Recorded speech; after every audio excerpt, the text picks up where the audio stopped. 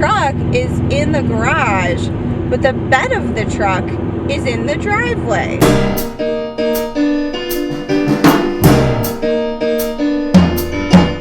Hi.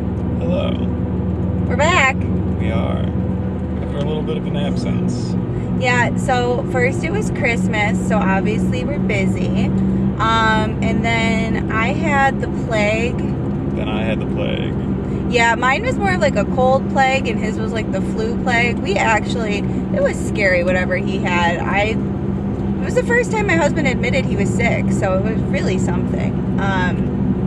But yeah, so then January went by, and it's February now, and here we are.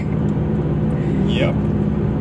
We've also had some house projects. We started a bathroom reno. I replaced a vanity and the bathroom fan, and we need to paint, but it's on a good start. Yeah, and this, mark my words, is the last room I'm ever gonna paint. I am not above manual labor, but I freaking hate painting, and I will hire someone the next time I have a painting project. There was a really fluffy dog in the truck that just went by. I missed it. Oh, it's very cute. This is the last room I'm gonna paint. Like, next time anything needs to be painted, I am hiring someone, or it's just not gonna happen. I hate painting so much that I've procrastinated doing it for a whole month. And like, painting's kind of my job, I feel like, just because he does literally everything else. So like, the least I could do is just suck it up and paint the room. But I really don't like it. I painted our tiny upstairs half bath, and that was honestly enough for me, and it took me 2 weeks to do. So the bathroom reno, well, I would say mostly the vanity install by itself was an adventure.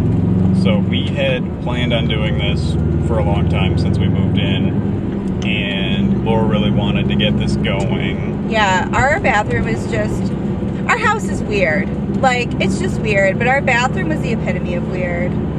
The walls are bright yellow. The vanity was like knee height. That's an exaggeration, but the vanity was so low, it like was laughably low. It made no sense. You had to be like bent over, like dangling your face in the sink to like wash your face. It was just awful. So anyway, I picked out this beautiful vanity because Adam told me to pick out whatever one I wanted because he's the best husband ever. And so I picked out the one I wanted, and it kind of sat, and I'm like, why aren't you installing my vanity? Turns out it doesn't just plug in. So the vanity we had is the normal cabinet style where the pipes go through the floor, the drain pipe and the feed lines. And the new vanity is one where you can see the floor through the bottom. It has legs, So gorgeous. like a table. Roll up your towels, put it on the bottom shelf. Some baskets. Love it.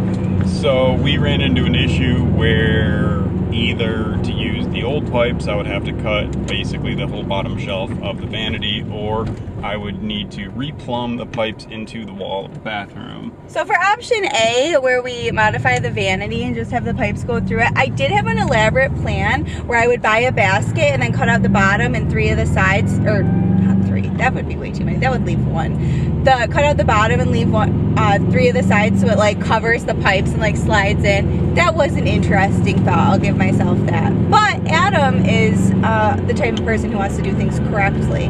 So turns out he can just whip up some plumbing.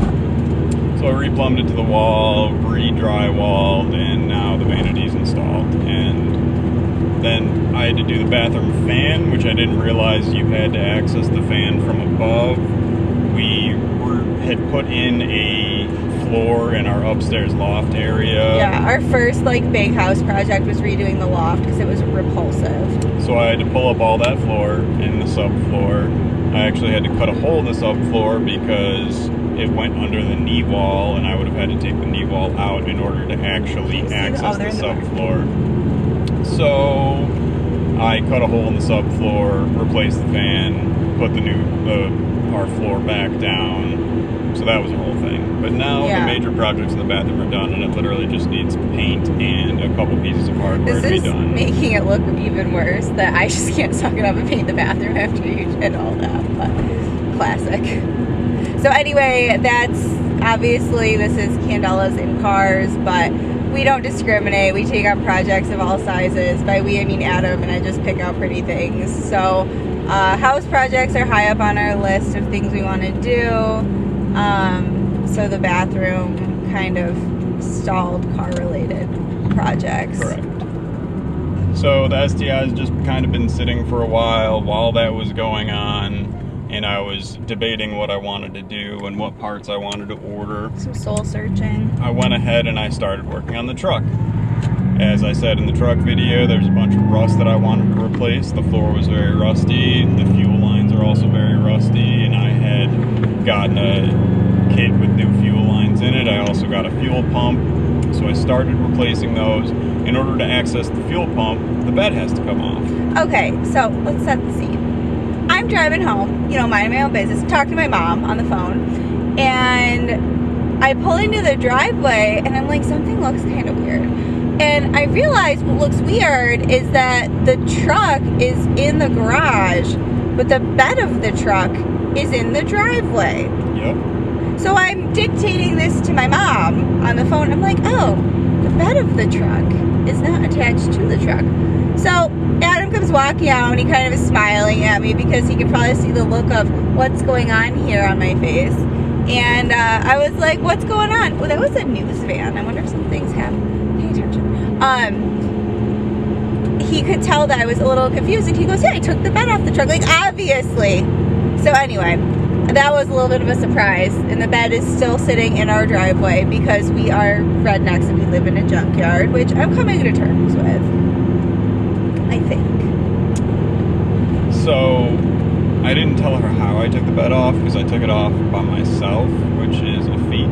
I didn't even consider it. So then, setting the scene again, maybe like a week later, we're at my company anniversary party, which is an absolute hoot. I'm like 3 gin drinks in, and we're recounting this story to coworkers of mine because it's fairly amusing. Like, look, there's no bed on the truck, haha. And Adam looks at me and he's like, yeah, I'm just glad you didn't come home while I had the bed ratchet strapped to the deck. And me, being 3 gin drinks in, goes, hang on, are you trying to tell me that you loosened up the 4 bolts holding the bed on, ratchet strapped it to the deck, and then drove out from underneath it? He goes, it was 8 bolts, but yeah, basically. Yep, that was the exact thing. So I was trying to figure out how to get it off, and I was looking at the deck and realizing I could probably hang it from there. And I didn't have anyone around to help me at the time. It would probably take 3 or 4 people to pull the bed off. Full disclosure, we could have found those people. It wouldn't have been out of the question to get our little helping hands around the neighborhood to come assist. So it's not like that was impossible, but I feel like someone might have been a little impatient and wanted to do it right away. Correct. So I got 4 ratchet straps and put them onto the deck through the slats in the flooring and ratchet strapped the bed up, and then drove the truck into the garage.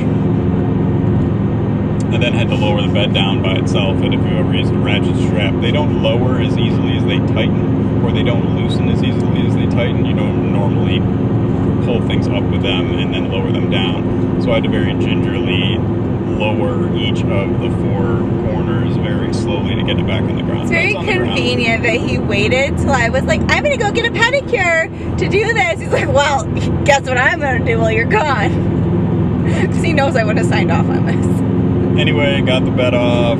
I then took about a week to remove the fuel lines. They were very rusty and came off in very small, rusty pieces. And then I have been replacing the floor, which I thought had just like a 6-inch hole in it that I could see from underneath and just I could 6 feel. inches. But it was like a 2-foot by 2-foot section that I ended up having to replace. So I bought a new floor pan and have been working on getting that welded in. It's pretty much all set except for a couple of small pieces, and then I'll do some paint, and then I will put the fuel lines back in. And then at least at that point I will be able to drive the truck in and out of the garage, be able to get the STI in the garage. Yeah, so the truck was a thing. Meanwhile, we got the Outback, trusty old Outback. So, this car is greater than 10 years old. How old is it? It's an 08. What year is it? It's 12 years old, right? Really like 13, whatever. So things start to break, nothing serious, but little things get worn out.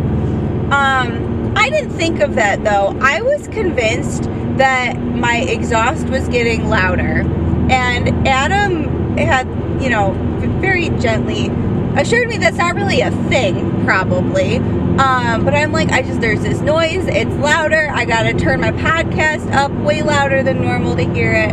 Well, we put our heads together and realized it probably was not the exhaust, but the loud whirring sound of a wheel bearing that needed to be replaced. Correct. And it really was magnified because it caused all sorts of squeaks and rattles and resonance inside the cabin. Like, we thought there was something loose in the sunroof. I thought there might be something loose in the rear door.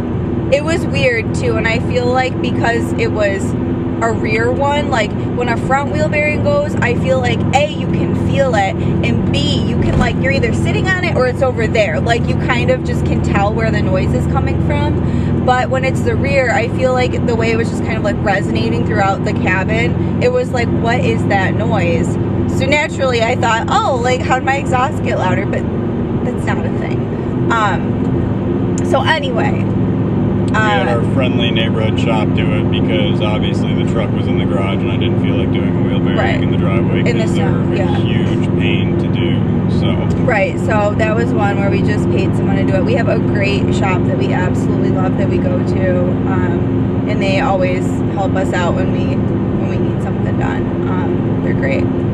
So yeah, I got that taken care of, which made the Outback not drive me nuts. Like, there were a few days when it was so loud, I was like, I need to drive the Civic today. I have a headache. So, and it takes a lot for me to want to drive the Civic. So, sure. And I think you were already shopping for new cars at that point. Oh my God, I was like looking at Evos as I'm driving. Like, what's wrong with me? This is against my religion. It was getting bad. So yeah, and I was like, what's the price of a new STI? It was escalating quickly. But no, got out of that for $300 instead of the cost of a new car. So it's probably the wise choice. Definitely. So meanwhile, while all this is going on and I'm working on the truck, I still have the STI in the back of my mind. At this point, I know what my plan is. I planned on getting a new Subaru short block. I knew I needed a new set of heads, so I was already talking to IAG about ordering a set of built heads. Yeah, I think you mentioned our last video, like the different options you were running through with them. So I decided to just go ahead and pull the trigger and order all the parts, because after putting so much time and effort into the car last year, I just want it running and driving. The car is going to run, and we acknowledge it's a money pit, but like, we don't care. Like, it's not about the money at this point. Like, the project needs to be finished. Right. So the main differences between what I did last time and what I'm doing this time. Last time I assembled my own engine. I've never assembled a Subaru engine from scratch. I have put a short block in the car before, and then I believe it was a bad tune, blew it up the first time. Yeah. So this time I went with the RA short block. So wait, talk about what was the first tune that you ran? It was the tune that was on the car originally. Well, originally I had put the car back to stock, put a new short block in it when the original engine failed, and I was running the Cobb Stage 1 tune, and I was having some issues with boost. It would only hit 8 pounds of boost randomly, and then it would hit the full 16 pounds of boost other times, and I couldn't figure out what was going on. And when that was happening, we're like, how big of a problem is this? And then, yeah, it kind of escalated. So I was bouncing back and forth between the original Stage 1 tune that I had ran when I first installed that engine and the original tune that came with the car, which I have no idea what it was. I had thought it was just the factory tune, but in retrospect, I believe it was some sort of aftermarket tune. I don't trust anything that came on that car. Right. It was all aftermarket and all a really bad idea.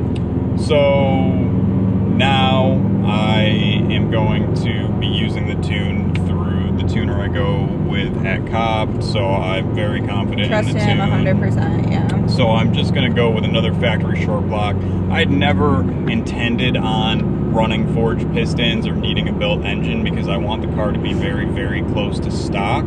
So I think this will be the best of both worlds. Yeah, I mean, that's part of the beauty of that car is what you get with it bone stock. I mean, it's a great car to drive without a shitload of mods on it. Yeah, and everybody gets into trouble where they start modifying them and wanting to make tons of power. I mean, it's tempting. Like, we have that temptation with the Outback, but it's like, okay, at some point, just let good enough be good enough, right? Like, what are you willing to do for another, like, you know, small amount of horsepower that you think you stand to gain? Exactly. So look at the dog on that porch. Oh, wow. It's a Newfie. Oh, you're so beautiful. Hi, handsome. And that's the most beautiful house I've ever seen. Oh my god. I gotta go. So sorry. Continue. So I decided instead of going with another factory STI short block, which I could have done, I am going with the STI RA short block. So in 2017 or 2018, Subaru of America released a special edition STI, which was a big deal because they've had many different iterations of special edition STIs in Japan and Europe, but have never brought one to the United States ever. They've only had the regular STIs. Yeah. So they released what they called the RA. It had some special features. I think it had a carbon fiber roof and a fancy spoiler, different shocks. It also had a slightly different block. Right. It made, I don't know, 15, 20 more horsepower than the stock one. Not a lot, but enough where they wanted to redesign the pistons. Right. So it's insane what people will do for 24 horsepower, right? Especially factories. Right. So the pistons are the same material, but they have thicker walls. There's been breakdown videos that I've watched on YouTube where someone explained the differences.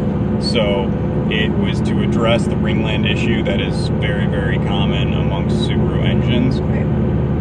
So between that and the professional tune and the brand new heads, I also got a brand new timing kit, and I also got a new gasket kit, and I'm replacing a few other parts as well. So 95% of the engine is going to be brand new. Right, ruling out a lot of potential failure points.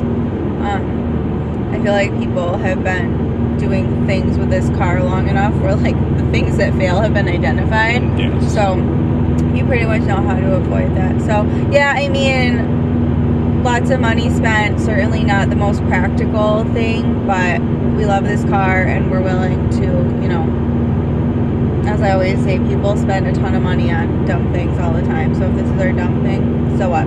Absolutely, and I just want to daily this car. I love the car so much. Yes. I look so cute driving it, I gotta say. It's a little, like, it's adorable. It is. So, I do want a wing, though. I'm kind of sad you went wingless. I love it wingless. I do like the wing, too. I know, it's just such a cute little race car. I may get another winged trunk and be able to go back and forth between the two, but for now, just get the motor in it and drive it as is. Right, yeah. One thing at a time. True. So yeah, that's STI. So lots of updates, kind of stuff happening all over the board.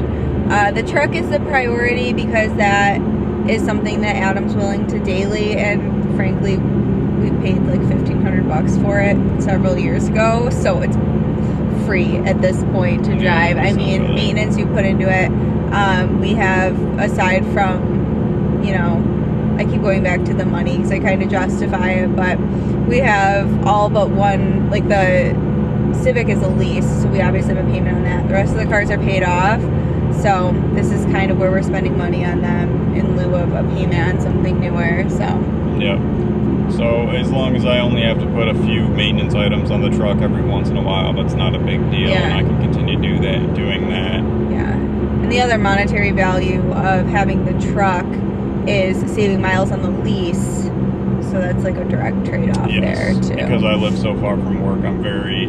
Yeah. I have 11 months left on my lease and only 6,000 miles, so I'm about to hit 30. I thought it was up. Oh, there's 12 months in a year. Got it.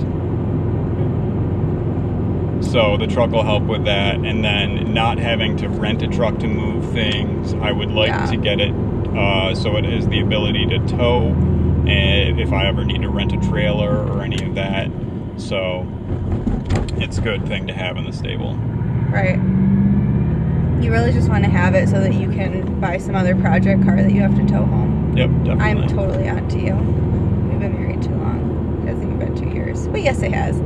I should stop talking. I have no concept of time. It's just a construct anyway. We didn't mention, you know, Candelas and Cars. We got coffee. It's from Imprint, our favorite local coffee shop. They're coffee roasters in Sodus.